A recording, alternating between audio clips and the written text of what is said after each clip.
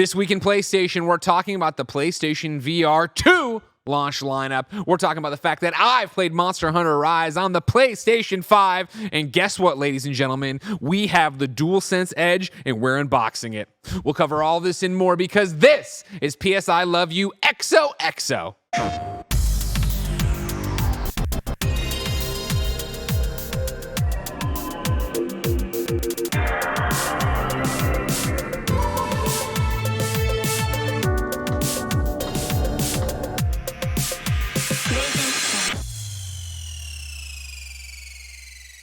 Welcome to the show, everybody. I'm Greg. That's Blessing, and you can get this show on youtube.com/KindaFunnyGames, but most importantly, patreon.com/KindaFunnyGames. There, of course, you can watch this recorded live, get it ad-free, and get 38 episodes of bonus exclusive content only on patreon.com/KindaFunny.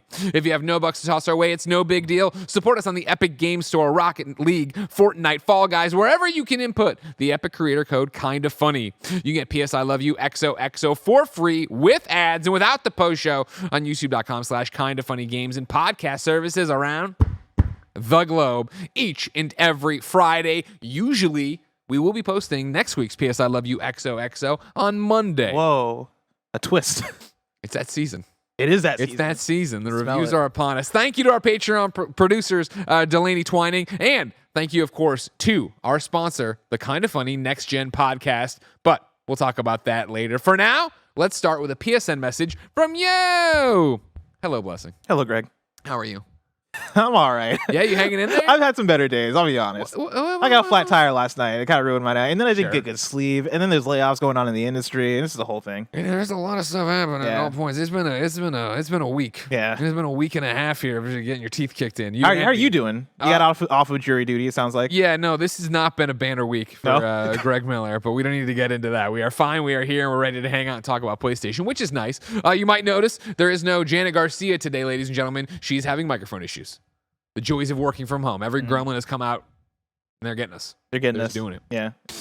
Some in the air. The PSN message. It's in the air, too. Yeah. It's review season and gremlin It's the season. spores. They left the Last of Us show. They came into real life. Oh, I can't wait to talk about Last of Us show in a little bit. Oh, yeah. And, of course, Monday, if you didn't know, ladies and gentlemen, each and every Monday live, 9 a.m. Pacific time, youtube.com/KindaFunny. Blessing, myself, and Tim Geddes are reacting and reviewing each and every episode of The Last of Us on HBO. You don't want to miss it. Watch the shows on Sundays. Come hang out with us live, 9 a.m. Mondays. But I digress. The PSN message, it's going to be rough because I did this thinking I'd have Janet. You know what I mean? This is not up your alley, all right? But Jack Martin writes in to kindafunny.com/PSILY, just like you can for free, and says, hey, everyone, here's a rainy day topic. Create the top 10 rules for a great trophy list. What kind of trophies should be avoided? And what are some guidelines devs should follow to make an enjoyable platinum hunt? Blessing, you hate them. You hate them. I mean, I don't hate platinums. You hate trophies. I just don't care about trophies as much as Greg Miller does. Number one, every game on the PSN should have a platinum. I have talked about this for years. I have been told behind the scenes information from developers, and I will continue to champion it as I did recently, I think on a Greg Way just 2 weeks ago. Barrett, give me the one. Ladies and gentlemen. Is this coming from a place of like a recent offender? Yes. Okay, I know where this comes from.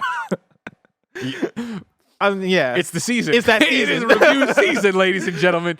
It is review season. We're playing a bunch of games we can't talk about yet. Ladies and gentlemen, if you are a developer or you're somebody, maybe you're 15 right now, and you're in 5-7 years, you're going to be a developer. I mean, you could be a developer right now. There's a lot of great tools. I mean, live your dream.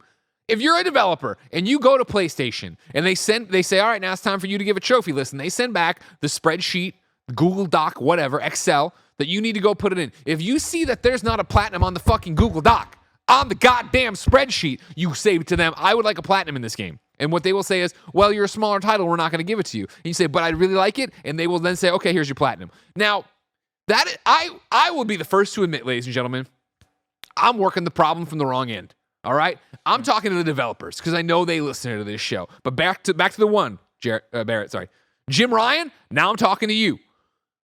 Fucking eliminate it. Just send them all one thing that has who is this person at PlayStation headquarters deciding if the game is worthy of a platinum? Every game should have a platinum. Because, but it breaks the system. The system's broken.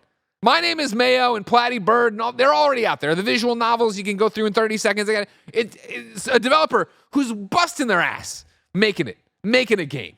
And the problem, of course, is a lot of these developers, they're Poindexters. They're nerds. They like their nerds. PC games. That's what they're focused on. They don't know the PlayStation ecosystem.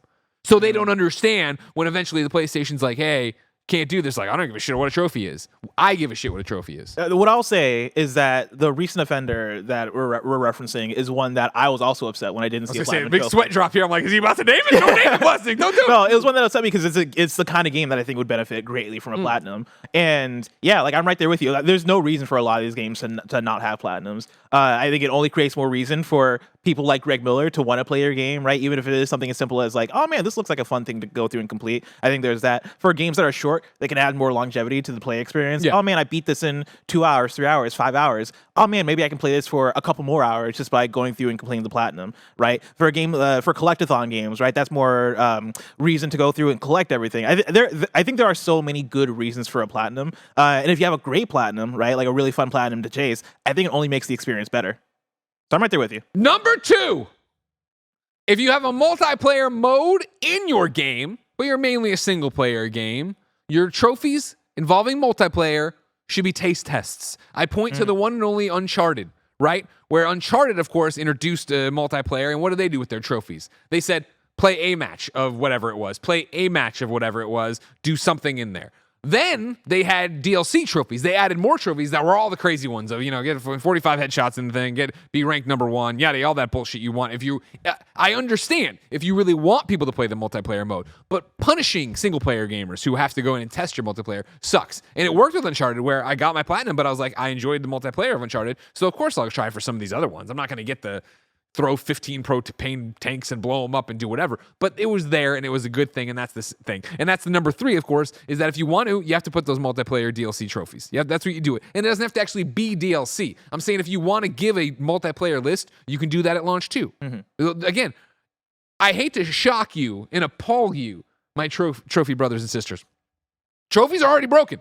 So again, there's no rules over there. You lean on PlayStation, they'll eventually do whatever you want. We're the ones who, not me, obviously. I'm a huge trophy whore. You're the ones who are like, there needs to be, hey, rules and regulations and this. There doesn't have to be anymore. So you're saying they release the DLC trophies without DLC? Just put them in there. Additional trophies. Additional trophies. That way, you can have the best of both worlds. You just call it the multiplayer suite trophies. You know what I mean? Yeah.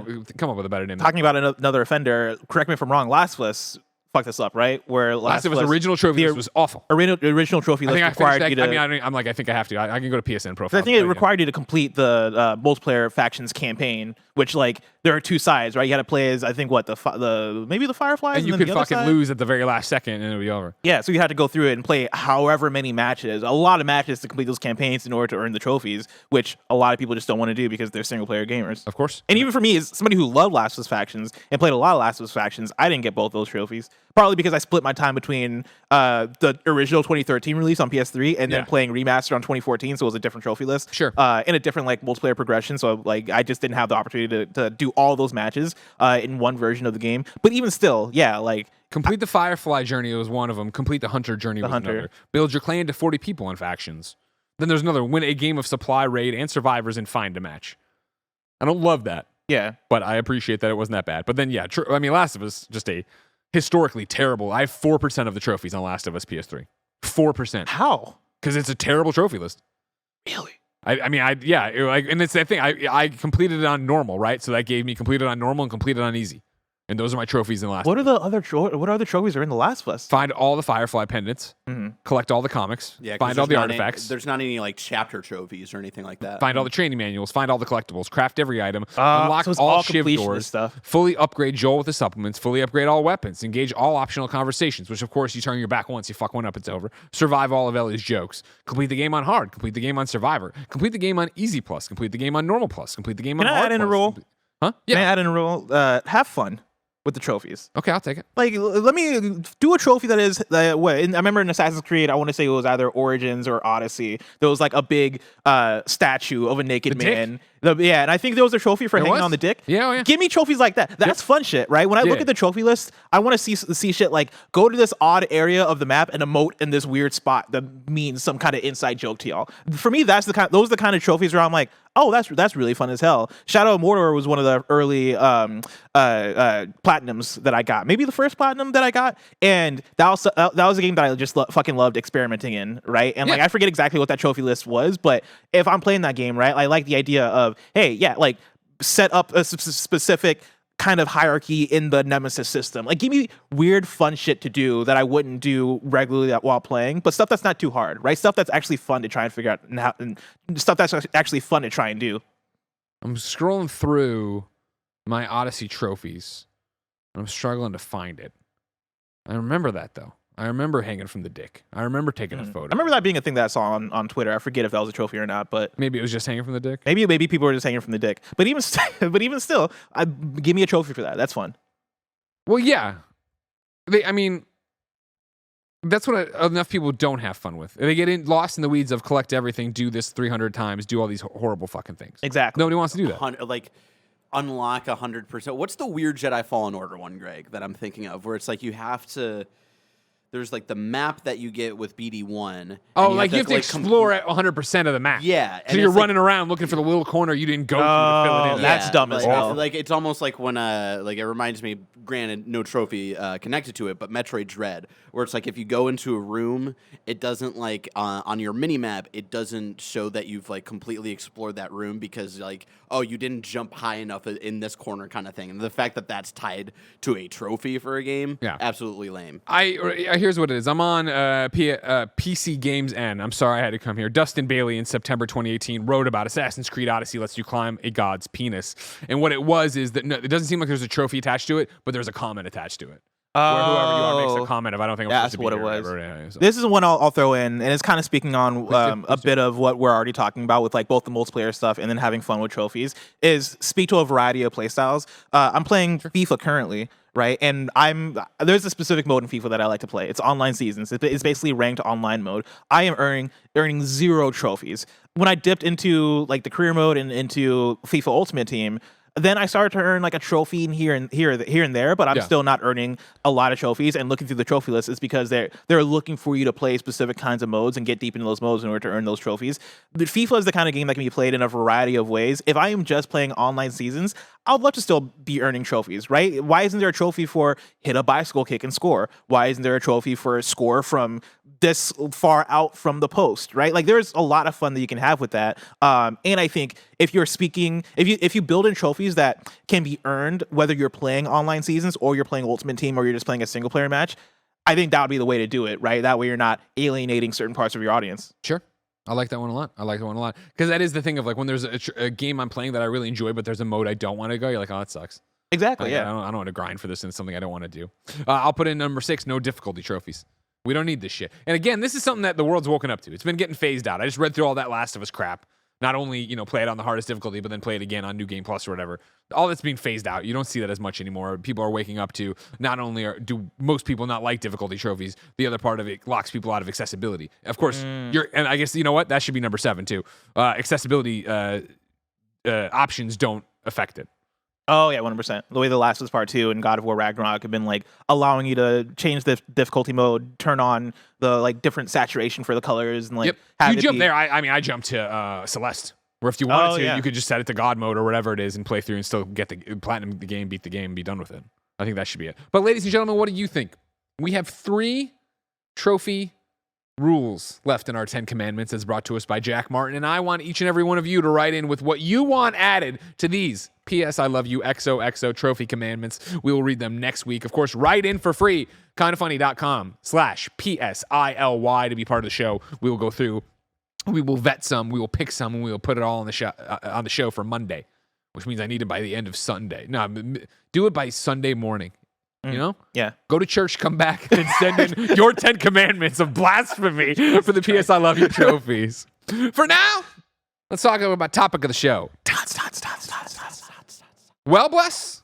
Greg. It's here. It is. The DualSense Edge, ladies and gentlemen, of course, launches January 26th. Our friends at PlayStation sent us 2 for review. However, as you can see, we have not opened them yet. So this is just an unboxing. So it says provided by PlayStation for review, but it should say provided by PlayStation for unboxing. Before we even crack them open, what's your hype level for the DualSense Edge?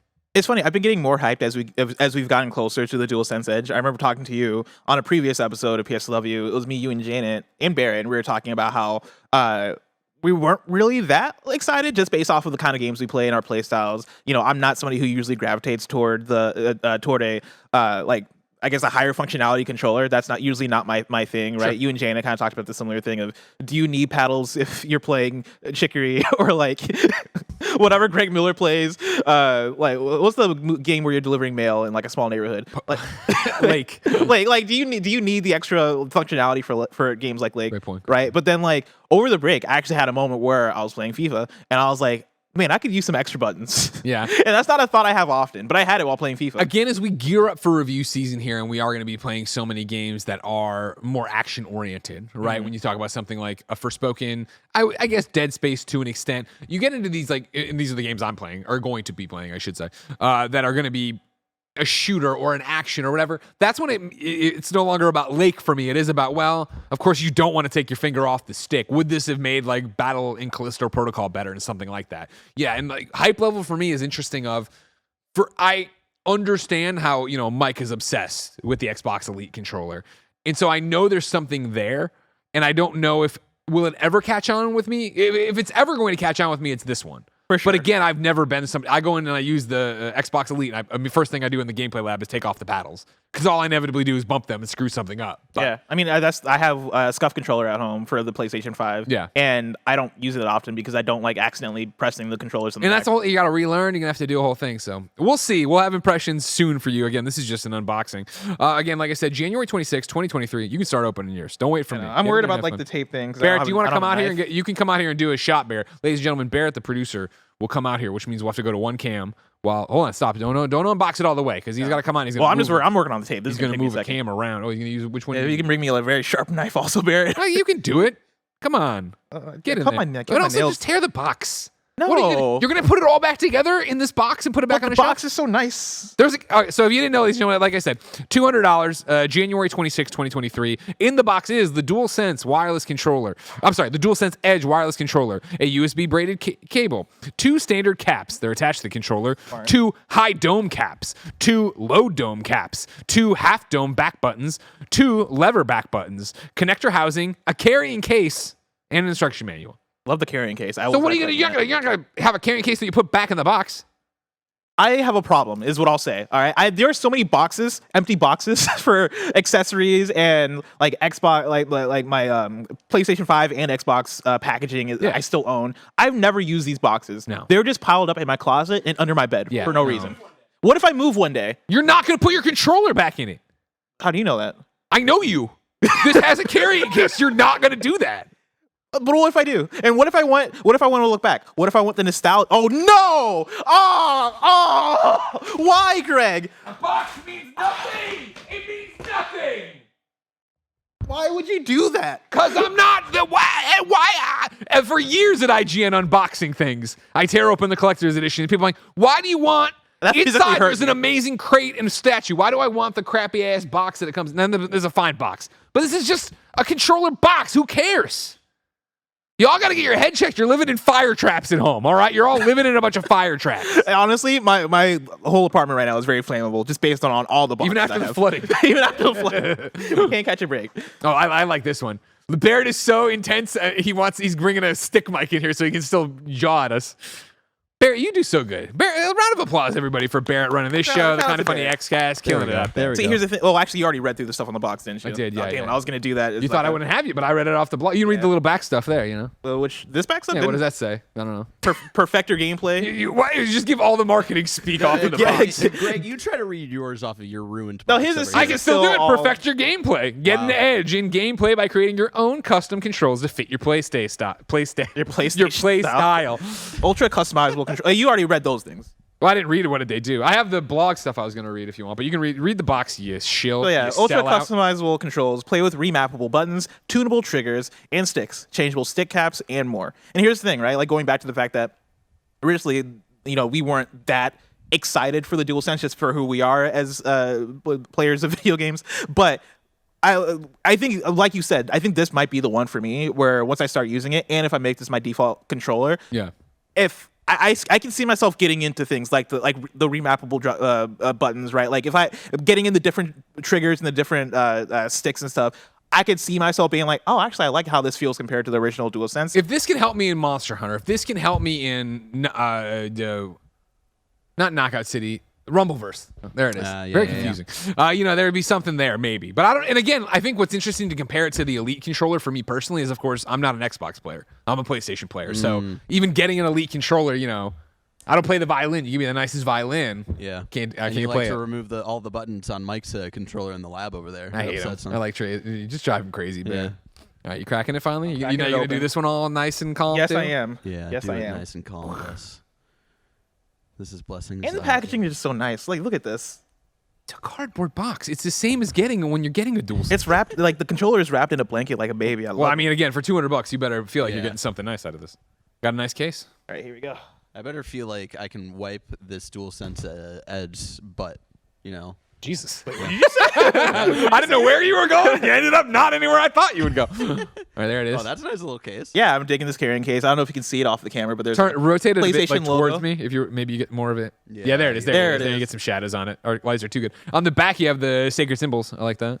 This is a harder case than I thought. Yeah, same. Yeah, just top of the back Keep it of the safe. case at the top there. You have Better the be protecting my baby there. If I drop this right now. little PlayStation logos on your zippers. This is a really nice carrying case. I wish I had like some kind of handle or something. Now, my There thing it with is. carrying Oof, he cases, Yeah. right, Bless, is like, where are you taking this out? I mean, maybe Well- I take it back and forth from the office to home because I have my Whoa, he got your ass. Yeah. There it. Fuck. I got my home PS5. I Got got my work you. PS5. He did fucking get me there. Oh man, you know what? I'm kind of digging this. Look at this guy. Bear with me, everybody. I'm gonna. No, you're doing great, thing, Barry. You're good doing great. So far, I'm holding in my right hand a DualSense and the DualSense Edge in my left. Not a huge weight difference. That was one of my complaints with the Xbox Elite controllers, that I felt like it was just way heavier than it needed to be. getting closer to blessing here. Yeah, I think one of the things about why do you need a carrying case for it, and again, I'm not one of them pro gamers, as you know.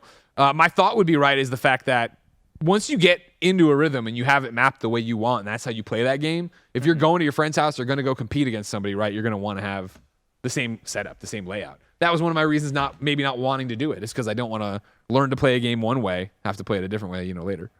Can you hand me the base DualSense? Yeah. That cheap piece of shit. Very expensive. Still very expensive. It actually is very expensive. Plus, describe the weight difference to me, because that's the thing I want to know the most. I just said here. it wasn't. I mean, like Greg. DualSense has a good weight to it. I mean, Just it's the edge. same. Okay. Greg mentioned, right? Like, I think the weight is. It might be like a little bit heavier on the edge side. Good. I like a heavy controller. Yeah. But I think for the most part, it's the same. I do like the coloring though. I do like the more black on the DualSense Edge, the black touchpad, and then like the black is a bit cleaner. And I don't know if that's just the fact that this DualSense I'm sure you've had for the last 2 years. Do you? No, actually, no. This is sleeker. This is a different material.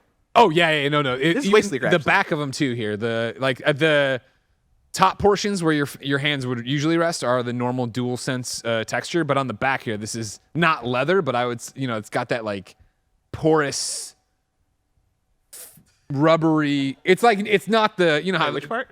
right here where my two fingers are. This part. Oh, I don't know what you describe that as. You know what I mean? But it's a rubbery texture. Yeah, a little bit more rubbery. It's got more grip than a regular DualSense for sure. Again, a black touchpad with all the sacred symbols across it. Very nice on that one. Yeah, shinier midsection, like you said. Buttons are black versus the white ones of the DualSense. Did you already do side by side. I did a little bit, but you can do more. Right. See the differences we're talking about. I'm talking about the rubbery feel being here. Oh, I'm sorry, here. I can't even tell which one to do. This is rubbery, and that's just the normal. I DualSense am texture. digging the adjustable triggers a little bit. I'm not gonna lie.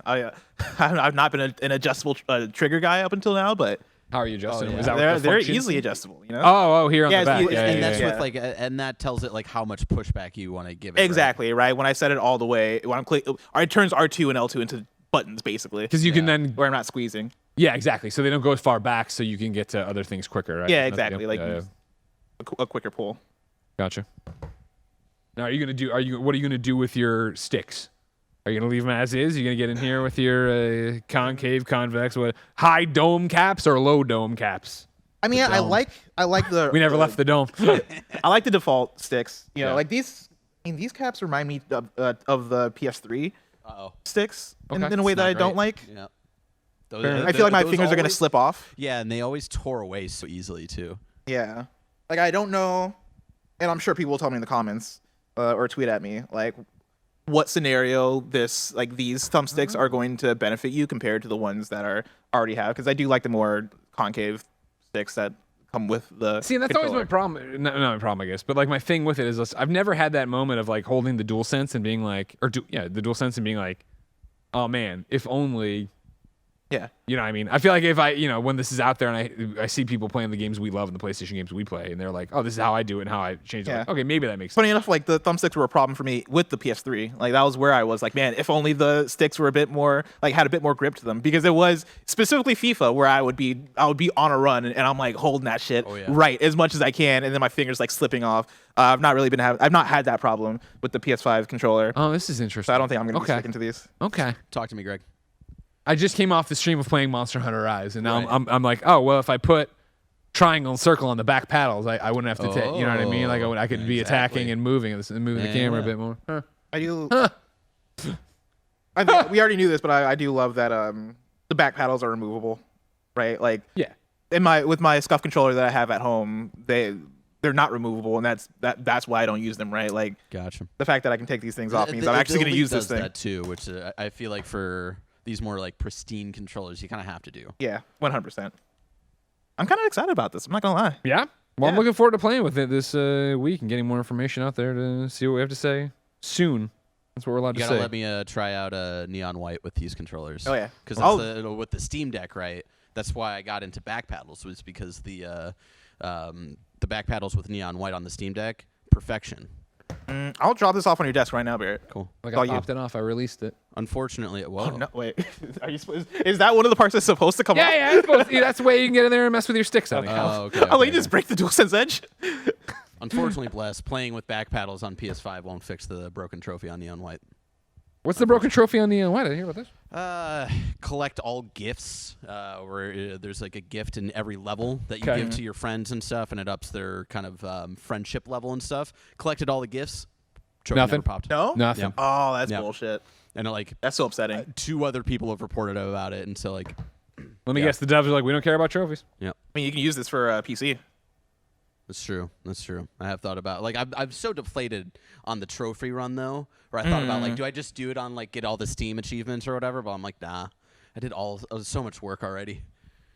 I mean, at that point, yeah, just get the Xbox achievements. Fuck you, PlayStation. Let's go all in. I don't think it's on Xbox. Damn. Oh, well, I is guess it you have not? to do it then. Yeah, think well, so, yeah. that's why PlayStation's better. It's crazy. The way we flip-flop, man.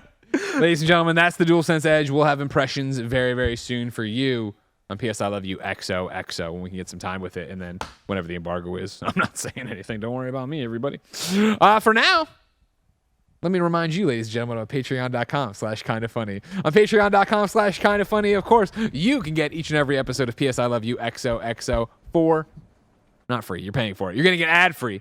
You can watch it live as we record it, usually, except when there's embargoes like this. And you can get 38 episodes of exclusive content all on patreon.com/kindafunny. But guess what, Jack? You're not on patreon.com/kindafunny. So here's a word from our sponsor.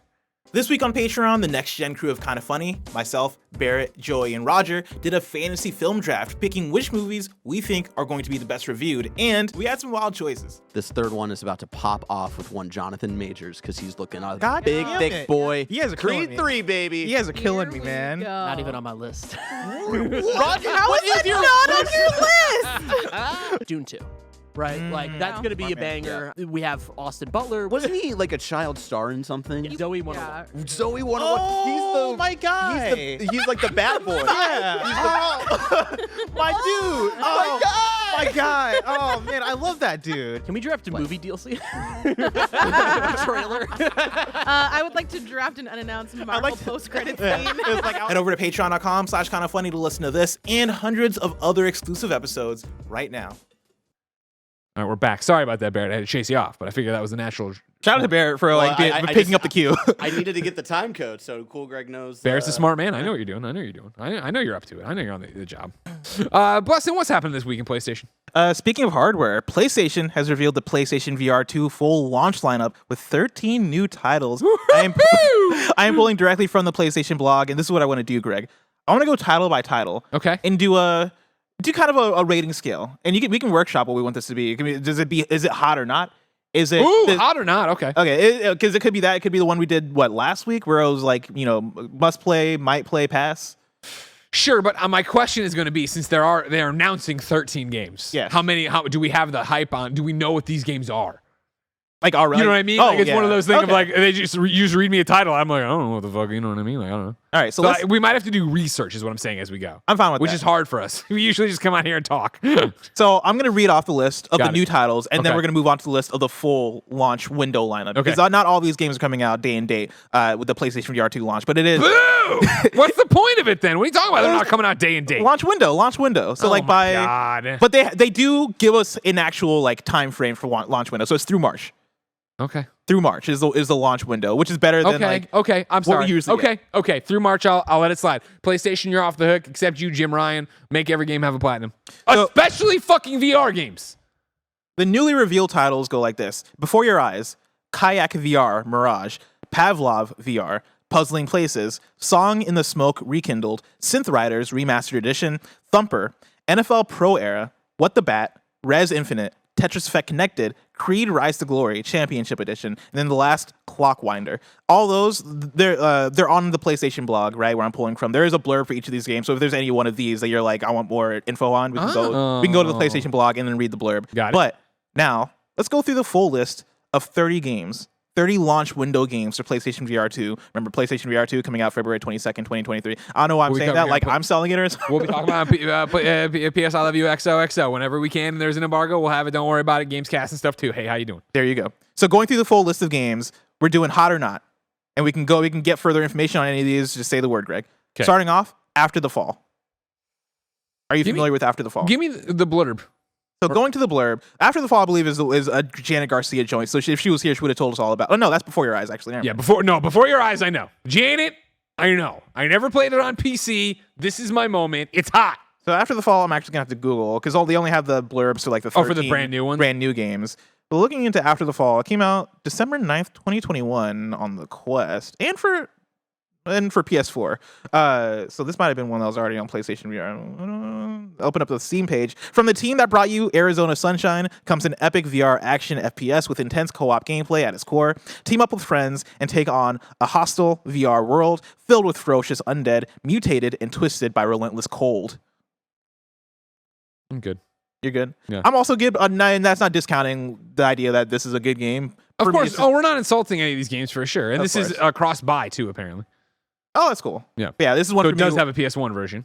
As we, PSVR one. exactly. Yeah. As we continue to be like, well, why are we doing this? Why are we getting this system? Next up, Altair Breaker. Nah. I don't even know what that is. Is it one of the new ones or is it one of the old ones? One of the old ones. See, this is the problem. I'm typing it in on Google. Next is Before Your Eyes. If you don't remember, this is the game you control by blinking. It won a bunch of awards. Again, this is, I think, going to be one of the great uses of the eye tracking and stuff at launch or launch window of what you can do with this and how you can do it. I know Before Your Eyes, again, yes, is a Janet Garcia joint. It's one I've wanted to play. I will be excited. We're just doing hot or not? That's hot. Hot or not? I'm saying Really that's hot. quick. On Before Your Eyes. Altair Breaker looks like a blessing ass game. And I went to the Steam thing and I started watching the trailer and I was like, actually, this is kind of cool. Why does the world look a little bit like Neon White? Like this takes place in the same universe. Enter the This world. game looks like a. Enter the world of Altair and break and fight against the army of laws left behind roaming around Vastus Isle in this map-based sword-fighting VR game. Team up with your friends and experience the feeling of transcendent battles in VR. Wow, this. I'm saying wow because the orbs are so near Automata, and like I love Near Automata. I'm looking at them in this game and I'm like, oh, I don't know about that, but I could see myself giving this a shot and being like, all right, it's cool. I don't know if it's why I'm gonna get I'm obsessed with predicting it right all. now, 2 months from now, Bless is all in on this game. I'm Not a talking all about chance. Altair Breaker. So to be clear, hot or not? Hot, we're saying like I want to play this so bad at launch or whenever. No, can, I'll right? say not. I'll say not. Yeah, okay. It looks, I'm saying just to define it for what we're doing. I don't even mean Yeah, for yeah, this yeah. game, Altair Breaker. but yeah, Altair Breaker looks interesting to me, but I'm still gonna say not in terms of like Before Your Eyes. Hot. I'm hot on 100% as well. Yeah, exactly. Cities VR. I've never connected with regular cities. I'm a huge SimCity fan. When cities initially came, and I know it's gotten a million updates and patches and stuff since then. Originally came to PlayStation, I popped in. I was like, it doesn't work for me for some reason. And so VR doesn't do it for me either. Like that's a not for me. Is it hot for you? No, it's a not for me. And I'm just not a cities person. That's not my kind of game. Yeah. You don't like city builders. You like fun stuff. Exactly. Got Next up is Cosmonious High. From the makers of Job Simulator and Vacation Simulator, welcome to Cosmonious High. Alchemy Labs presents an out-of-this-world VR experience with their hallmark interactivity and distinctive humor. Meet a colorful cast, adapt outrageous powers, and discover the source of the ... I don't know if that's the Steam webpage not having enough characters or if that is how it's supposed to end. This is one that's been out, right? It came out March 31st, 2022. We did an unboxing and trailer reaction a long time ago, sponsored on KindaFunny Games on YouTube. But for me personally, again, this is us gearing up and trying to get our footing for PlayStation VR 2's launch. For me, again, this is a not. Like, I enjoyed Job Simulator at launch when I played it on PlayStation VR. But even when Vacation Simulator came around, I was like, I'm kind of over this. Like, I don't need that kind of, I'm not looking for that kind of experience. For me, if I'm going to give your game a hot on the PlayStation VR 2 scale we've introduced here that's completely fresh and original, it means that I legitimately am like, oh man, as soon as I can get this, I'm going to play it. And a not doesn't mean fuck you into the sun. It means that blessing you, Janet, somebody, Barrett, just in general reviews would have to be like, no, this is a great game. You should try the idea that we come back, to the studio and be like, yo, you should check out XYZ game for PSVR. And so for me, Cosmonious High would be a not, just of like, oh, it looks colorful and cute, but I'm not going to pick that over another PlayStation 5 game to go play. I'm right there with. And this, obviously, again, to be clear for what we're doing here, if it was like for reviews and stuff, I'm sure I'm going to touch all these games and have something to say about all of them. I'm just talking about right now in terms of Creed Rise to Glory Championship Edition. This is one where I'm personally gonna say hot, not even off the fact that like this is an exciting PlayStation VR release, more off the fact that I watched Creed 1 and 2 recently, and I'm into the Creed movies right now, and I've been wanting to check out Creed Rise for Glory. I know the game has been out for a minute. I don't know. I would imagine that the Championship Edition is new. What is it? It's going to bundle all the DLC, I assume, or whatever. Right? I imagine. This again is a cross-buy, so you could be playing it on PlayStation VR if you wanted. So I'm in the mood for Creed Rise to Glory. Is the thing. Yeah, for me, it's a not. I've never gone and seen the movies, which I know is outrageous to Tim. But just in general, yeah, like I've played enough boxing games in VR and Wii and all that stuff where I'm just like, I'm not stoked to go do it again, personally. Next up, Demeo or Demeo. I don't know how to Whoa! Whoa! What up? You are not going to skip the Dark Pictures switchback, sir. Oh shit! My bad. I preemptively put a hot there because the Dark of course Pictures switchback. We loved Until Dawn on VR for PlayStation VR for Rush of Blood. Yeah, this is a very similar thing. Of hey, it's here we go. It's super massive. They are taking the Dark Pictures anthology and making another.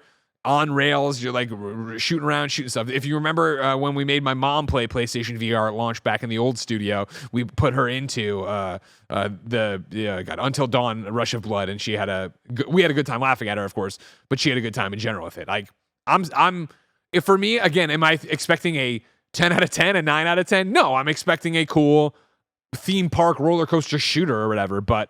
That they did, and it's got our boy in it. Our boy. I hope he plays music. The curator. Oh my! If they Supermassive, it's not too late. If this game doesn't open with some level and then into the fucking weird European heavy metal as he walks down and all the picture frames come alive, fuck yeah, let's go. Yeah, and yeah, this is a hot for me as well. All right. I never played Until Dawn, Rush of Blood either, so I'm excited for this to be kind of my first version. Again, like I don't think oh my God, you gotta go play it kind of thing. But it was like, especially at launch, right? Like, this is fun. Yeah. Like, and I'm more fresh on Dark Pictures. Like, I haven't played Until Dawn since, when did that game come out? 2014? Until Dawn, the first one, the original game. 2015, I think, actually. Yeah, I'm going to say 2015. Okay. But yeah, I haven't played Until Dawn since then. Dark Pictures, like, we've been continually playing these games every single year. 2015, you're right. I'm good with dates. They call him Date Poppy. They call me Date Poppy. A Dark Pictures, having returned to it over the years, right, and having just coming off of Devil in Me, which I didn't like, but still, I like the idea that I'm going to get these references to like these different games. Yeah, in the anthology. One of the things there was very clearly them going through House of Ashes, right? Like, yeah, where all the spoilers, vampires were running around or whatever. And like weirdly enough, I'm a fan of the Dark Pictures games in a different way than Until Dawn. Until Dawn played through it, loved it. It's Supermassive's first or second best game, right? Probably between that and maybe the Quarry. like the quality is there for Until Dawn. I just have this weird like fandom thing now for Dark Pictures where I've played it enough, Listen. and now I'm like, oh, we're going to Little Hope. Oh, we're going to You fucking and me are on the same page about it. yeah, House of Ashes. Until Dawn and The Quarry, great games standalone. The Dark Pictures anthology is the modern day and video game equivalent of Tales from the Crypt, where it's like the curator pops up, we get this story, it's going to be the thing. I nerd out every time he mentions that I'm back because he's reading my save files from the other games. I love that the you finish that game and it teases the next game. Like, Yep. Are any of these games 9s, 8, 5s? Like, probably not. Maybe House of Ashes, which I do love and I think is better than Until Dawn. And it might be better than The Quarry, but that's an argument for a different day.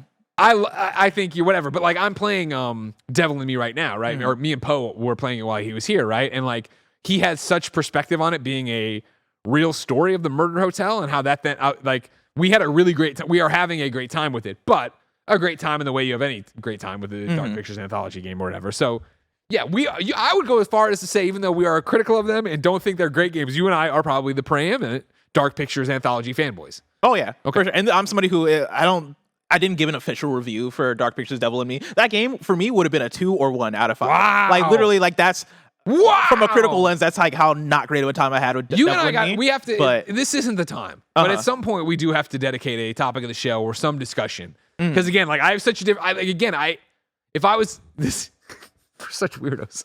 If I was, we should just do an in review probably. That's just the Dark Pictures anthology. that'd be great. That'd be great. But I would say like it's probably my second favorite. It's probably Devil in Me? Yeah. Huh. It's probably House of Ashes, Devil in Me, Little Hope, Man of Medan.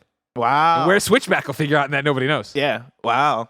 All right. Well, we'll see. We gotta have that discussion because honestly, I'm not that far off. Except for I put Devil in Me right below Man of Medan. Sure. Like that's We really should do that. Yeah. Like around Halloween or Maybe when the next one comes out. Yeah. Well, Next it's up. coming up real quick. Well, I was thinking of what's the next one called? It's like something 3080. Something in space or whatever. Yeah, it's a cool space one that I'm excited about, despite not even liking the last one. This is like the most like we're in. I know. Yeah. They Keep putting out your janky games. it I'll can look play all like of them. dog shit. We don't care. The curator's back. Fuck. Let's go. Demio is the next game. On Steam, adventurers, it's time to unite. Gather your friends and battle the dark forces that have overtaken the world of Resolution Games' award-winning RPG dungeon crawler, Demio. The next generation tabletop adventure has arrived. Demio, I believe, originally came out May 6, 2021, at least according to Steam. And it's one that I want to say, oh no, for sure this was at a PlayStation State of Play Yes. in the fall. And I forget what our reactions were to it then, but Probably the same now. Go have fun if this is your shit. It ain't my shit. I like you. No thanks. yeah. This is a not for me. Like I don't. It's weird because like I remember when I mean that I won't go as far to say. I was gonna say before Oculus even had the name Oculus, but that's probably not correct. I'm not the Oculus fanboy / historian, but I remember the first time they came by with an Oculus at IGN, and that looks a lot like one of the demos I played at the time. Interesting. And this doesn't matter for anything except that. It's a not for me. Like I'm not looking for a tabletop RPG or whatever the hell that you want to describe it to jump into. I think it looks really unique and really fascinating, and I love the idea of it, but this doesn't look like it's for me either. Next up, Dyschronia Chronos Alternate. I have no fucking idea, but I'll tell you right now, not. I'm typing it in. Show me whatever footage you got there, and I will eat my words. But Dyschronia Chronos. Nope, I'm good. From the PlayStation Store. I'm not gonna do that one probably. Play all 3 episodes of the anime style science fiction crime investigation. It's an in and out game. Here's your animal style video game. Greg eats his words. Episode 1, 2, and 3 are included in this product. Episode 1 and 2 are available to play now, and episode 3 will follow later in 2023. You live in Astrum Close. Let me make sure I'm reading the right thing, because this doesn't sound like a VR game. No, yeah. I mean, it looks like that looks like Astro Clones if I've ever seen it. You live in Astrum Close, an artificial marine city sealed off from the outside world under a vast dome. This safe haven is seen as the last paradise for humanity as it stands on the brink of destruction. I don't know. This seems like some blessing shit. It does look like blessing shit for sure. Okay, first, this is not my shit. I'm looking at this right now. I'm not playing Oh, this. come on, bless. You don't. I like anime shit, but I like good anime shit. This Well, is- you don't know if this is good or bad. We're just this is first reaction, first blush. We look at it and we decide. I'm gonna say not. Based on I would looking on definitely the say trailer. not as well. I wish you well. But it's like a Dyschronia. mystery. There's probably gonna be some puzzles in there. Puzzle Poppy, you know. I mean, I do love And puzzles. it's anime. I do love puzzles. Next up, Fantavision 2020X. This is I'm in a weird in between space where I want to try it out. I don't know if I'm gonna get obsessed with Fantavision, but Yeah. this sounds cool. Okay. Yeah, I mean, I'll say hot. I'll say hot. You're gonna say hot? Okay. I'll give it to you. That is not like my jam. Mhm. I look at this and I'm like, okay, cool. Is Again, this new? Like, this hasn't come out before, right? Fantavision 2020X. Is this like a sequel to the original Fantavision? I believe so. Who knows? I'll try this shit out. I'll try this. Again, shit. I'll try. I'm sure we'll get codes for all this. I'm gonna jump into a million things. And I'm prepared to be like, oh man, this actually turned around. But like I'm looking at this as would I buy a VR for it? Okay. Would I? Is this a must play for me? Next up, Gran Turismo 7. No, but I mean, again, I understand people who want to play racing games. I'm gonna say hot. I really want to try out Gran Turismo 7 in VR. That sounds like a really fun way to play it. Horizon Call of the Mountain. Come on, Hot. This is the one. Right. This is the. If you want to talk about a make or break game, I think that this is the one for PlayStation VR 2. If this comes out and is great, PlayStation VR 2, okay, cool. They got something there. They got something going. If this comes out and it's just like, meh, whatever. If it comes out, and I hate to say it, and I'm not even making a joke here. I hate to say it. If it comes out and gets kind of the reception Golden Abyss got on Vita, we're like, no, that ain't the shit. If that ain't the shit, like if you're putting the franchise, one of PlayStation's the franchises, on it at launch to prove what this thing is, and if it isn't it, then we're in trouble. Job Simulator. It's another one like what was the one before the Cosmonious High? Cosmonious High. Where like Job Simulator, great game. I'm not gonna play it again. Yeah. You know? Exactly. I'm right there with But you. Where it's like, if this is your enjoyed what I first played. VR, sure, check out Job Simulator. Sure. Jurassic World Aftermath. I forgot, but maybe I didn't know that this was coming to VR.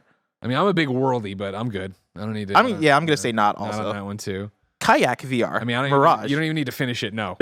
You don't want a kayak game? No. That's one of the new ones they talked about. Give me the kayak VR pitch. Here's the blurb: paddle through the ice caves in Antarctica, kayak with dolphins in Costa Rica, conquer a thunderstorm in Norway, and discover the canyons of Australia. Explore these breathtaking locations with photorealistic graphics, a rich variety of wildlife, and immersive soundscapes that bring it all together. Barrett, thank you.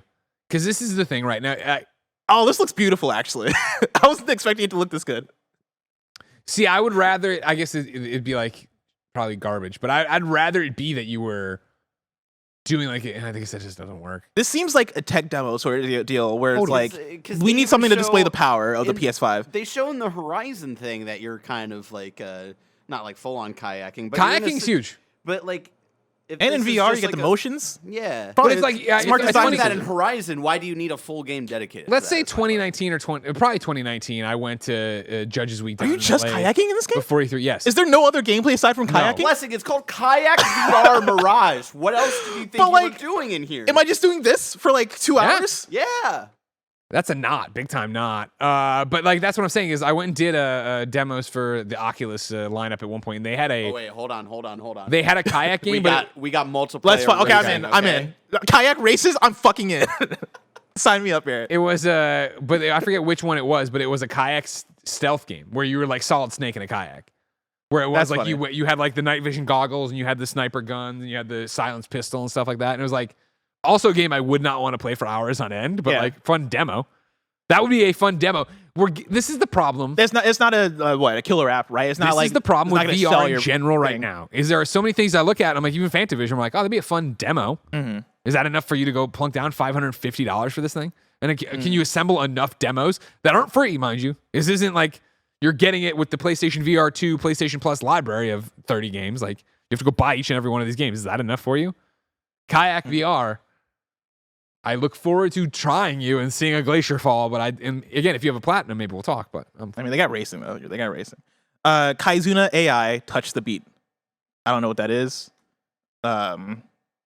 Like preliminarily, I'm saying not, but I'm gonna do a quick Google search. Y'all give it a no, not. you just saw what it was. Like, I just that's saw all I what it need. was. Yeah, it's another anime I one. feel like you're only saying not because you're trying to, get away from, Blessing loves his anime waifus. I don't know where I got this reputation. This is like I'm not even first off, you we- look at this and guess what you're saying? Oh well, there's no Beat Saber at launch, so I might as well play this thing, which is similar It's to a degree. generic Beat Saber with, but you're dancing with an anime girl. Oh, there's an non-VR mode too. You Also, play I'm that pretty thing. sure it was Genshin Impact, Bless. That's where that story began with you. But like the worst. Oh, even remember they like, got to be naked to get in the mechs. It makes perfect sense. Oh yeah, 13 Oh no, that was Sentinels as 13 well. Sentinels. Oh, my apologies. My apologies. But that Both- game had a both great of those story. games. Okay. So that's a not for both You of would us. like 13 Sentinels, Barrett. All right, you should actually play it though. You would like I it. don't know. They're looking at that gameplay. Just really does not look like it's for me. Next up, the last Clockwinder. This for me is a hot. Oh yeah. This is when we get codes, I'll jump because this is one that is reviewed incredibly well. This I is the remember one this right game. now on Steam. It's got a 9 out of 10, a Metacritic of 80, a Metacritic, not cricket, sorry, of 80. The Last Clock Winder is a unique mix of automation and puzzle gameplay. Since its launch, the game has been widely recognized for its innovative design, receiving several awards, including a whole bunch over there, whatever. Like, again, I don't know if I'd love it, but it's got enough juice behind it where I'm like, there's something here that I do want to play. When this one comes in and we have PlayStation VR 2, this would be one that I want to get in there and be like, all right, cool, what do you got for me? Yeah, I'm also gonna say hot. I think this looks pretty dope. Okay. Next up, the Light Brigade. I don't know shit about this, do you? No, but also like this. I think this is one that's already been out. Like even on right here on the That's a blog, lot they of these say games. purchase includes the PSVR 1 version, and I'm like, I didn't hear anybody talk about it on PSVR 1, so I imagine I don't need to check it out on PSVR 2. Exactly, yeah, right. Next up, Moss 1 and 2 remastered. Hot! Hot. For the, at the very least, just to play Moss 2 the way God intended it, not strap the PlayStation VR. Next up, NFL Pro Era. I'm saying hot. I could see that. Mm-hmm. Again, it's not one that I'm going to rush off to play. But I can understand being like, okay, cool, that'd be fun. But again, is it fun for the demo? Is it fun to throw the football for a little bit and then just move on? Yeah. Next up, No Man's Sky. Love No Man's Sky, but I don't see myself booting it up on Yeah. VR. I mean, the VR version's already existed. Of yeah, this- of this exactly. You thing can as go well. get it already, right? Pavlov VR. I don't know anything about that one. This is one that does have a blurb on the PlayStation blog because this is one of the new ones. The #1 most popular multiplayer PC VR shooter is coming to PSVR. Whoa, what a strong opening statement! It's coming to PSVR. They're like, oh, 2. you don't know us? You don't know us? Here we are. This is us. Featuring realistic weapon. I'm gonna need footage of this, Barrett. Featuring realistic weapon interactions and attachments and a range of competitive and social game modes. This sounds like it's gonna come through and just fucking kick.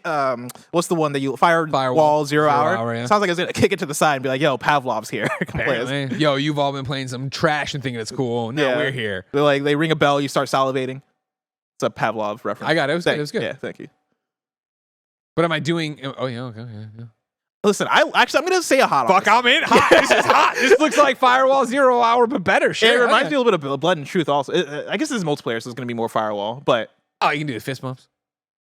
yeah, I mean, if you Hell want to yeah. try this out, I'll try I'm this out in. with you. We're doing it, everybody. Cool. Okay, but you gotta invite Kevin, all right? Yes. So I mean, he do can we have blow enough himself up PlayStation again. VRs for Kevin? You know what I mean? Great point. We'll have to see. Pistol Whip.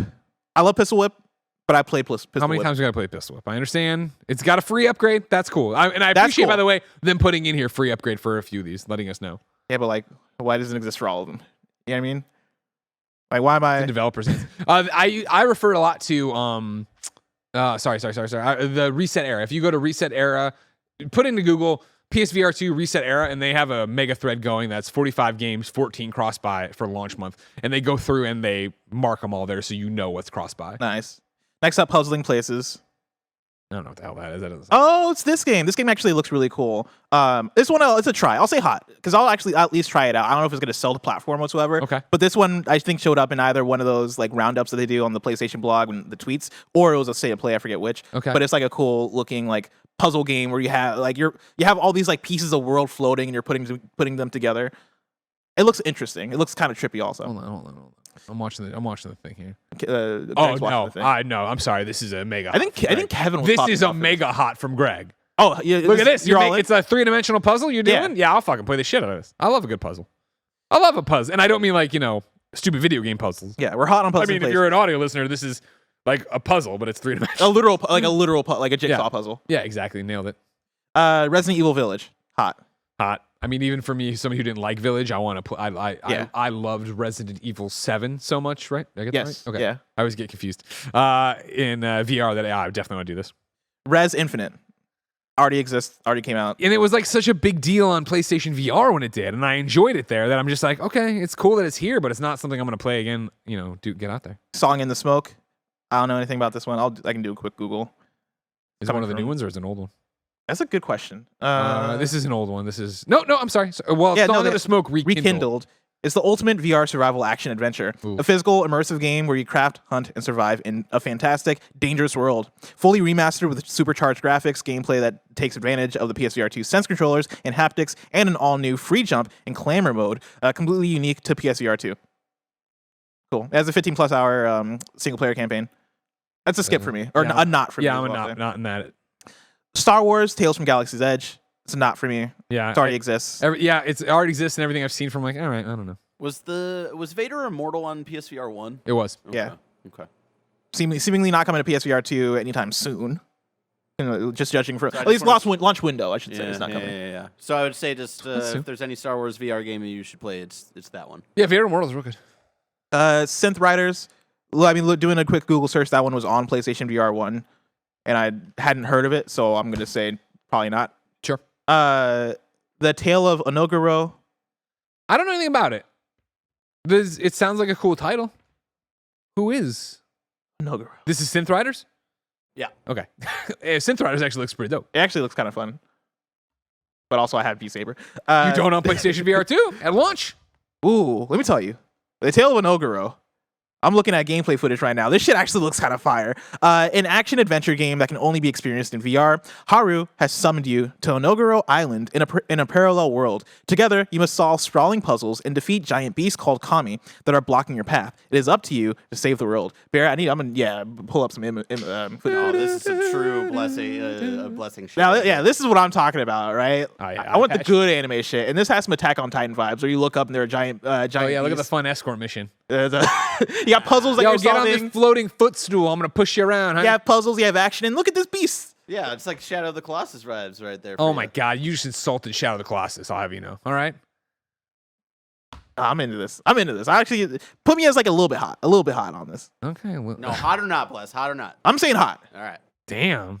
I was writing a little bit hot, but he's just like, I'm all in. I'm doing it hot. All right. Tentacular from Devolver.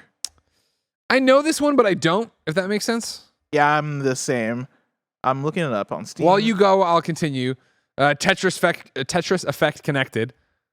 Is Tetris Effect a fantastic game? Yeah. I'm not going to probably play it again. Thumper, yeah. a fantastic game. I'm not going to play it again. Exactly. So this is right here. We are looking at Tentacular. Tentacular is a VR game about a gigantic but good-hearted tentacled beast trying to figure out his place in the world. They kind of sounds got like an Octodad. I kind of like that. Yeah. I mean, it is Devolver. I forget if Devolver. Yeah, was Devolver's Octodad. fun. I mean, it looks cool. I'm gonna say It looks like a fun demo. It looks like something fun to try. Would I Yeah. want to play 5 hours of this? Probably not. Exactly. The deeper it goes, the more I'm like, nah, that's not for Greg. Walking Dead, Saints and Sinners, Chapter 2, Retribution. A hot for me. Hot for me as well. Yeah. I think it's, if you haven't been paying attention, I did a demo for it. Not eyes on. It was Hands off. it was hands off. Yeah.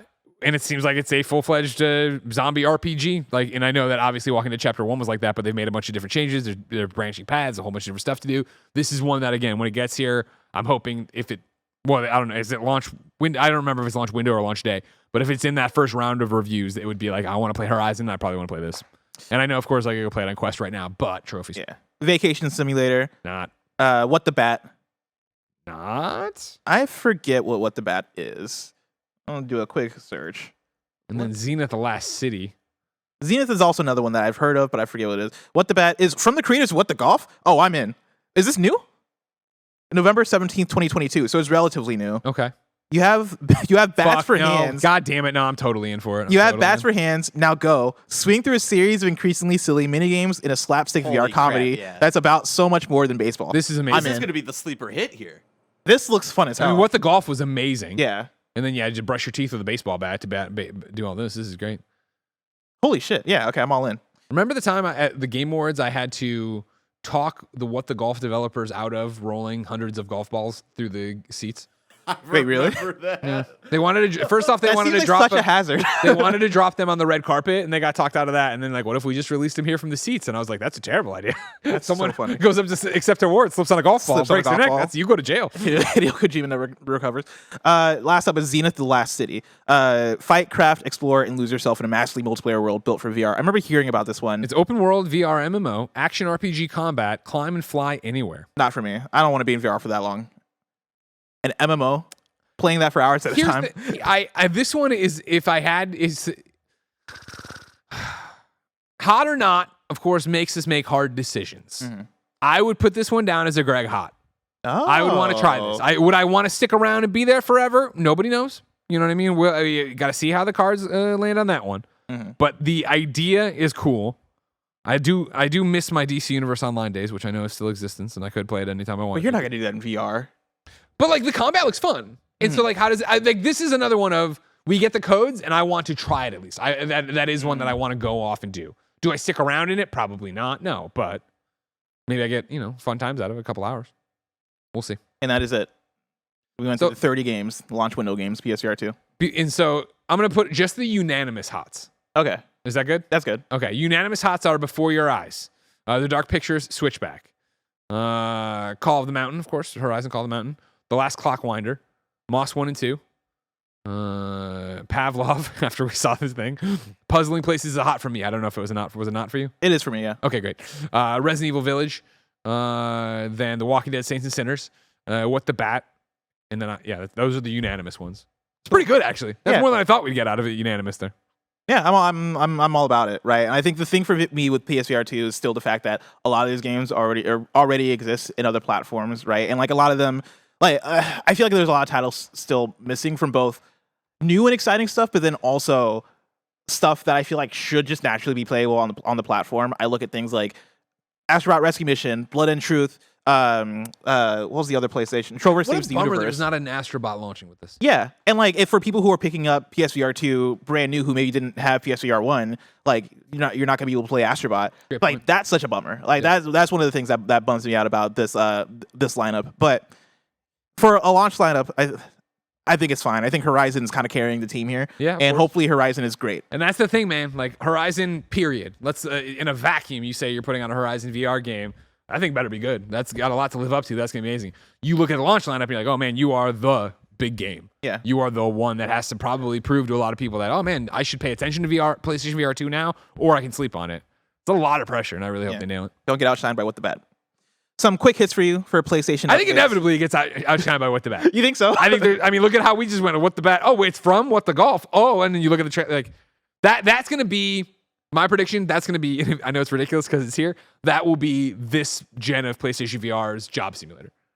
Where it's like, it'll be on the charts forever. Every year, every month they put out what's selling on PlayStation VR 2. It'll be there forever because people will continue. You think it's going to be what Zelda Breath of the Wild was to Horizon 1 and Elden Ring was to Horizon 2? Is what exactly. That's exactly what the bat is going to be. Some quick hits for you. Last of Us HBO is a hit. Boris Kit at Deadline says this. The Last of Us drew a healthy number for HBO on Sunday night. The video game adaptation starring Pedro Pascal drew 4.7 million viewers across linear and HBO Max. It marked the largest debut after House of the Dragon since Boardwalk Empire launched in 2010. Wow. The premiere numbers were nearly double the season 2 debut night for Euphoria, which recorded 2.4 million last January. That series, Zendaya. You know what I mean? Get out of here. That. No, no one wants your drugs anymore. They want their drugs from Pedro Pascal. Don't be mean to my girl, Zendaya. First off, Zendaya, if you did get this clipped out, I do love you, and I did love Euphoria. Don't worry about it. I'll never say anything mean about Zendaya. That series went on to average 19.5 million viewers per episode in the U.S. talking about Euphoria. Congratulations, Last of Us, HBO. What a great episode. I can't wait for more. It is like every so often I'll be like, man, this week's kicking the shit out of me. And I'm like, I'm getting closer to Sunday, though. Oh, yeah. Getting closer to Sunday. I get to see what happens with Joel and Ellie. Where are you at with like the discussion with the working the story? Where you at with like whether this series is veering too close to the game? Because I've seen a lot of that discussion go on I Twitter. hate that conversation after episode 1. You know what I mean? It's episode 1. Like, let's give them a chance here. Of course, I think starting off, how they started off, I thought it was great as we talked about it. And I think the more I've reflected on it since that conversation, again, every Monday, 9 a.m., youtube.com/KindaFunny, live, youtube.com/KindaFunny. It is the idea that it's expanding what's going on behind the characters that I know from the game, which I'm down for. And then to get in there and have it be some of those things be shot for shots, line for line. Like, I like that as reverence to how good The Last of Us is. Yeah. And that's the thing that from the get-go, this was the thing that made me nervous, that now I'm fully on the other side of, where when they first announced The Last of Us TV show, I was like, Last of Us as a video game is cinematic enough. Like, how are you going to adapt these in ways that, like, makes me get over how good like Joel was depicted in by Troy Baker in the original game, right? Ellie and all the other characters. Like, they have voices, they have faces, they have movement, they have like personalities that are conveyed in a cinematic way already. But watching the TV show, I think for me, I was excited and happy about it in the way of like, it just feels like a different interpretation on a thing I already love. It's almost like watching like really fantastic. Actually, this sounds like an insult. I was gonna say really fantastic fan fiction, but even still, like a different version of a thing that I love, right? Like people, you watch or you read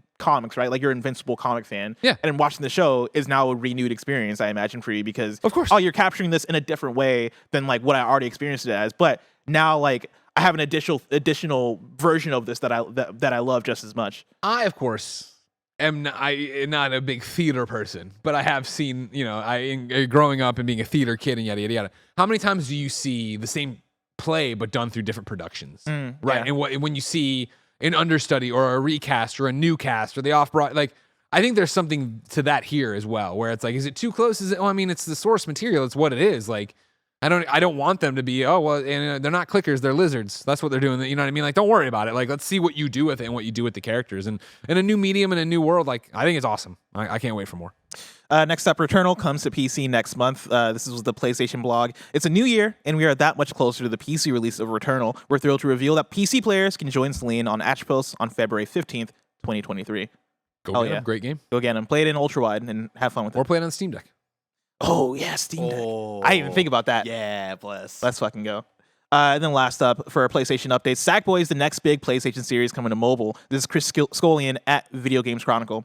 A new free-to-play running game based on Little Big Planet is coming to mobile next month. Ultimate Sackboy will be released globally on Android and iOS on February 21st. Ultimate Sackboy is a 3D runner played with a similar viewpoint to other runners like Temple Run and Sonic Dash. Exciting. Did you play Sackboy Run back in the day? Maybe once. I don't remember. Is it? What's your take on them putting this out? So this is new, Ultimate Sackboy, or are they Yes. bundling something? Ultimate Sackboy is new. It's a new game. Okay. Yeah. I think I got an email on it too, like when they announced it. But yeah, coming out February 21st.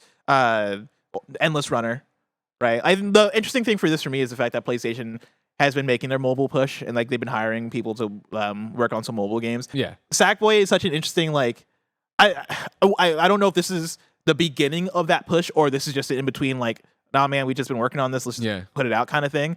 But I just find it fascinating that Sackboy might be the PlayStation character with, I imagine, the most mobile games at this point. And like they keep returning back to the Sackboy well, and it was a conversation that me and Tim were having of like, is Sackboy just the experimentative IP for them, where they're like, we have an idea that we want to fuck around with. Oh no, make it Sackboy. You know, because it's like they know he works with kids. They know he's, people like him in general. He's a cute little thing, and they want to try to find a place for him to go. Yeah, for sure. Like I think that is what he is. He is the experiment, and I think he is in such a weird spot of just like Media Molecule, right? Little Big Planet. They do all this stuff, and then it's like we're done with Sackboy, and we're moving to Dreams. And then he's the kart racer. He's the mobile guy. Yeah. He's the toy. Like. It's interesting to see that happen and what that actually means for Sackboy, but it does lead to, a lack of an identity for him and what he really truly is. He almost feels like the opposite of what PlayStation has become in some ways in terms of, like Astrobot, I would say is kind of the next up, right? I feel like he's almost the passing of the torch of the new PlayStation mascot, lovable little cute character that, kids can get into and like, is doing all this stuff and has a goofy personality and shit. I would have assumed that maybe Astrobot is where you would go for with like a new bit, like if this was like a serious push, right, for a new mobile thing of we want to put all bets on this. Sackboy feels like I don't know, man. Like let's get goofy. Like what can we do with Sackboy? I don't know, make a runner. Like that feels like a non-PlayStation sounds like thing. they're hitting the pipe. What do we do with Sackboy? What do we do with Sackboy? I don't know, right? But Sackboy is kind of feels like that kind of franchise where it's like I don't know, man. Figure some shit out with Sackboy. Whereas Astrobot almost feels like they're careful with Astrobot. Like Astrobot's only had a couple of releases and they've both been Can't fuck it up. very quality. So now it's like you can't fuck up Sackboy or not Sackboy. You can't fuck up Astrobot.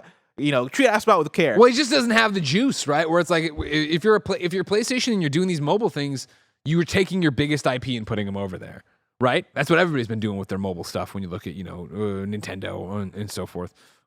If you have the IP, you need to put that out there because nobody's just gonna be like, hey, PlayStation's making a mobile game and it's a brand new thing, and it's like, I don't know, who cares? Whereas like Sackboy, at least there's like, well, I liked Little Big Planet. I looked at that, I'm like, I didn't look bad. Like, you know what I mean? I'm not the biggest Endless Runner person, but honestly, I was looking at like, I might play this on PlayStation. If they put it on there, like, all right, get some trophies. Now it's time for PlayStation picks. Of course, that's where we talk about what's coming out this week and the games we picked to play on PlayStation. The drop this week looks like this. Gigantosaurus, Dino Kart is out for PS5, PS4. A Space for the Unbound is out for PS5, PS4. Colossal Cave is out for PS5. Persona 4 Golden, then Shin Megami Tensei Persona 3 Portable are out for PS4. And then Monster Hunter Rise is out for PS5 and PS4, which brings me to you, Greg. You've been playing some Monster Hunter Rise. I have. honestly, this week's been dominated by a different game that is redacted, and I can't tell you what it is. But Monster Hunter Rise, yes, is something that we got codes, I want to say, right as we came back from break. And I put 10 hours into it there and had a great time with it. There's a stream up right now, youtube.com/KindaFunnyGames, if you want to go over there and check out me playing an hour of it while I talk to Andy, Mike, and Kevin. The big thing about it for me was that when my history, to go way, way back, right? And I know it's a tired story for some if you've listened to me forever, but when I was reviewing games at IGN and I was on the PSP beat, Capcom, brought Monster Hunter to PSP in America, and they came over and they did like a whole boot camp at IGN with me because it was such an obtuse game at the time of like, how would you know to do any of this shit? Like, I went through and played it, and I found myself really enjoying it, and that led to more reviews and different play things and yada, yada, yada. Eventually, though, it went to the Wii, and they had the real controller for it, and I remember Charles reviewed it and blah, blah, blah, blah. Eventually, when World comes around, I jump in there and we go hard. Me, Kevin, Jen, Xavier Woods, all obsessed with it, all playing it like for hours. I want to say I put in like 135 or 150, and Jen put in 100 or 135, like right behind me of us playing with it nonstop. Like that's what we were doing, and it was so much fun. But when it was done, I was satiated and I kind of pushed away. And so when Rise came to Switch, and I saw people getting super excited for it and talking about it, I was like, cool, but I'm good. I don't need to do that. Blah blah blah. And I downloaded it at one point on Switch and never actually started it. Of course, came to Steam since then, blah, blah, blah. Now it's out on PlayStation 5. It's out on Xbox. And got the code, booted it up, and it took, I don't know, all of 2 hunts to be like, man, I forgot how much I fucking love Monster Hunter and how much fun Rise is. Like if you're not familiar, of course, it's still the same game. It is designed to be this mobile experience. The PlayStation 5 loads are near instantaneous, where it's like you go there, you pick up your mission, great, hit R2 to deploy, and you are pretty much deployed right away, and you are out there going it. And that is the pace of Rise, whereas I think Monster Hunter World and previous Monster Hunters, in my experience, were way more like, cool, you're dropped down to this giant map, try to track the beast, find the beast, what's going on, blah, blah, blah, blah, and the maps are humongous. Rise is cognizant of you're probably playing on a Switch at the time when they made it. So it is, you have your dog you can ride, so you have a mount all the time that you can call anytime you want and is helping you in battle. You get dropped on it, and even if you haven't identified the monsters yet, the main monsters you would be hunting are up in the top right corner, and you can select what to go find, so you can see them on your map at all times. You get in there, you fight the things, and then you beat it, and you're right back out. And, the new traversal, they have the wire bugs, so you can basically Spider-Man grapple up stuff. You can pick up more. You can get up that way. You can pick up offensive buffs on the map, defensive buffs on the map. So I've watched a whole bunch of coverage from late game stuff because I wasn't going to get there for this, and it's the idea of like that really becomes important later on for fighting bigger monsters, of going through and finding the stuff you need. But for this one, it is all there, and it is such a jump in and go experience that the one negative I would say playing it was the whole time I'm playing, I'm like, man, this would be perfect on the go. Where it's I was like, damn, I fucked up not playing this on Switch in the zeitgeist of the moment. Like, I think, I put the 10 hours here and I really enjoyed it, but I think I'm going to end up there because none of us are super gung-ho on it of like, it's not like Kevin's going to jump in and really want to play more. And I think that I would have been better served as, okay, cool, I'm going on to Royal Rumble next week. For the flight, why don't I take Monster Hunter with me? Why don't I go grind some stuff and that? And I, obviously don't get that out of a PlayStation experience. So it is great if you have friends to play with it, or if you've never tried it, I'd highly recommend it. I'm having a great time with it. But yeah, for me personally, I think, man, I missed the train, and now there's like, again, like this week, has there been a lot of fanfare for Monster Hunter Rise? No, it's not like everybody's talking about it because, again, it's a known quantity where everybody's like, this game's great. It's a lot of fun to play. So if you've never tried it, or you were hesitant to jump in like I was, or you didn't have it, the chance to play it on your PlayStation, obviously, I'd go for it. Oh yeah. What have you been playing? I've been playing FIFA.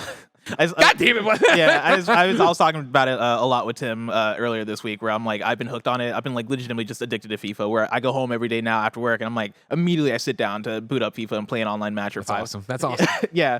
And it's just online seasons, which is just the rank mode. I'm just playing matches over and over again because I'm just all the way in on the gameplay in the way that I was like years and years ago when I used to be in my FIFA era. I was gonna say, I think I overheard you today being like, am I having my EA Sports Renaissance or something? Yeah. Or is this my EA Sports time? Yeah. And so like I've been enjoying it. And honestly, it has been making me look at other EA Sports titles. There was the trailer today for the EA Sports Golf, or whatever they're calling it now. Yes. And I was looking at that, and I was like, damn, I can kind of get into it. And it's funny, like what activated it for me actually wasn't even like getting to the gameplay. It was the graphics package where I was like, oh yeah, EA's had like the same fucking graphics package for their sports games for a while now. Now when I see golf, I immediately get the same endorphins I get from like playing FIFA. Play FIFA. Yeah, and so I was like, what if I just started playing They're like, golf? no, play golf, please play golf. What if I check out golf? But yeah, that's pretty much what I've been playing. I did boot up Persona 3 as well, and I played Nice. maybe like an hour and a half so far of Persona 3, and I want to continue. Like I've talked about before how Persona 4 is one of my favorite games ever, and Persona 5 Royal is also up there as like one of my favorite games. Yeah. And Persona 3 is the one out of that trilogy of Persona games, the modern Persona games, I could probably say, that I haven't checked out fully. And I think the hill that I'm getting over right now is Persona 3 Portable. That version of the game doesn't have you walking around in like the overworld areas. It's just in the dungeon where you're actually controlling the characters. Outside of the dungeons, it's basically visual novel. Gotcha. And I feel like I'm missing a little bit of exploring the actual world. And I think, Bear, I forget if you checked out FES, but I believe FES gives you more of that. Yeah, FES is more of the actual exploring in the social setting. Yeah, and I miss that. I miss that a little bit, but it's that give and take of in FES they don't have the female character as the main character that you can play as, and a lot of people love the story that they added in with the female character. So I'm using her, and I'm like, all right, you know what? Let me go all in on this and like make this my way, the way I play. And you know, the story is interesting. It's interesting to see even the earlier roots of a lot of the Persona stuff where I'm playing it and I'm like, oh yeah, like oh man, the Mementos in Persona 5 was actually Tartarus in Persona 3, and seeing a lot of the lineage there is interesting early on. And yeah, the soundtrack's fire, of course. The characters and the voice acting already I'm like enjoying, but also it's that funny Persona thing of I feel like Persona has such standardized characters in terms of you're gonna meet early on the guy who becomes one of your close friends, and then you meet a dick, but he's actually got a heart of gold. Exactly. Yeah. You meet the other character who's a girl, and like they have like such like an established roster. And I usually hate like the guy friend character because he's always an idiot. Yeah, fair. Don't talk shit about my boy Junpei, all right? I mean, get your fucking hat so out of far, here. Junpei seems like he's gonna fall in line with Ryuji and my guy from Persona 4. Yosuke. And like, listen, I love Yosuke, and Ryuji grew on me over time. And I'm sure at the end of the day, I'm like, you know what, Junpei, you're my guy. The thing I'll say about Persona 3 is that I think is done better in this game than I would say even both 4 and 5, and y'all know how I feel about 5, is how much they flesh out each character's relationship with each other, less so than your relationship to the character. That really does feel like you know, there's story beats with like two characters that are, you know, your character's not even involved in like a cutscene almost, and there's like cutaways and stuff like that, and the way they develop the interpersonal relationships, I think, is deeper than I would say 4 and 5 go into. And honestly, like I think the theme and how that ties into the story, I might be some of my favorite stuff in the entire franchise. Nice. I will say also this game has some edginess to it in a way that I was like to summon their persona. Like in Persona 5, they take off their mask. In Persona 3, they shoot themselves in the head. So summon their persona. That is and so honestly, dope. it's such a cool visual when I wasn't expecting it. I'm like, yo, And for me, a lot. I don't know if this would have gotten away with this For in Persona 3 2023. being my first Persona back in the day on fucking PS2, right, with Jeff Haynes and all that shit. When I got Persona 4, I was like, oh, they don't shoot themselves in the head. I was looking forward to that. Man. I was like, oh, I really wanted to see them shoot themselves in the head again. What are they doing? Do they just like call In their 4? persona? And I forget actually. Yeah, I think they just call their persona. Yeah. Oh, you know what it is? It's they like hold out their hand, the card comes Appears. in, and then they like kind of crush. Oh the yeah, card. yeah, the shatters, right? Oh, yeah. yeah. Persona's so cool. Persona's Fuck, so maybe cool. I'll play more Persona 3. Do it. It's so good. Well, ladies and gentlemen, we're always going to be playing games here. Whether it's with the DualSense Edge, which we can tell you about soon, whether it's more PlayStation VR 2 titles that we'll be able to talk about soon, whether it's more Redacted. That's what PS I Love You XOXO is all about. Of course, remember, PS I Love You XOXO is only here because of patreon.com/kindafunny. If you go to patreon.com/kindafunny, you can catch each and every episode as we record it, unless there's an embargo. Of course, you could get it ad-free, and you could get 38 episodes of bonus exclusive content, all on patreon.com/kindafunny. However, if you have no bucks to toss our way, no big deal. You can get each and every episode of PS I Love You XOXO for free with ads on youtube.com/kindafunnygames. And of course, podcast services around the globe. Reminder, next week's episode is posting on Monday. That's right, very soon, because it's review season. So until next time, ladies and gentlemen, it's been our pleasure to serve you.